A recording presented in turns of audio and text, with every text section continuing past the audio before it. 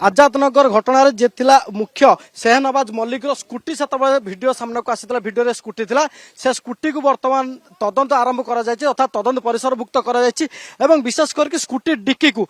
टिक्की निक्की करी जांच करूछंती NIR team एवं साइंटिफिक टीम कहुच्छी जहाँ बर्तमान पर्यटन जना पड़ी अध घंटा ऊर्ध्व धरी बर्तमान चली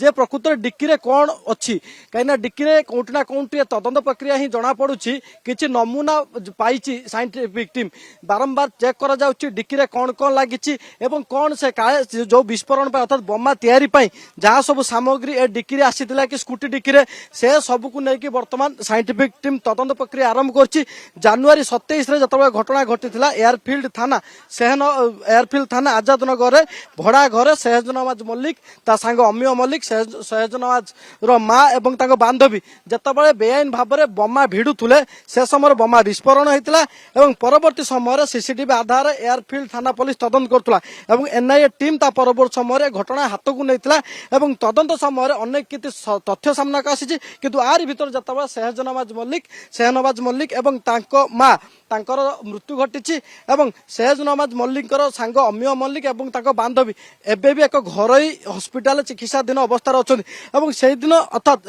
जनवरी 27 रु हॉस्पिटल पहुंचा पर्यंत कौन कौन घटना घटी एवं ये जो बम्मा भिड़ा जाऊला बेआईन भाव में कौन से बम्मा जाता कहुच्छी जटणी अंचल ये गोटे अपराध घटाई गोटे सभार ए बम्मा भिड़ा जाऊा कथा सन्देह करथिला एनआईए टीम एवं पचराउचरा करथिला जेतेबेले से दिन जो हॉस्पिटल पहुंची हॉस्पिटल डाक्तर को पचराउचरा कर कैपिटल हॉस्पिटल जाई किछि दिन पूर्व टीम पहुंचला पर सेठू अनेक सारा तथ्य संग्रह करथिला किंतु बड़ कथा होची जे वर्तमान भी जे शेहनवाज मल्लिक मृत शेहनवाज मल्लिक तांको सांग जे अमीय मल्लिक एवं तांकर बांधवी चिकित्साधीन अवस्था रही से एनआईए टीम तदंत परिसरभुक्त कर कहीं दुई जन ही मुख्य जे प्रकृत में घटना कौन पाई घटी बम्मा केतबेटू से भिड़ुले ए बम्मा कौटी भी व्यवहार कर कौटी विस्फोरण सत से ही कहीपर किंतु वर्तमान जेहेतु एयरफील्ड थाना बर्तमान एनआईए टीम पहुंचा पर पूरा स्कूटी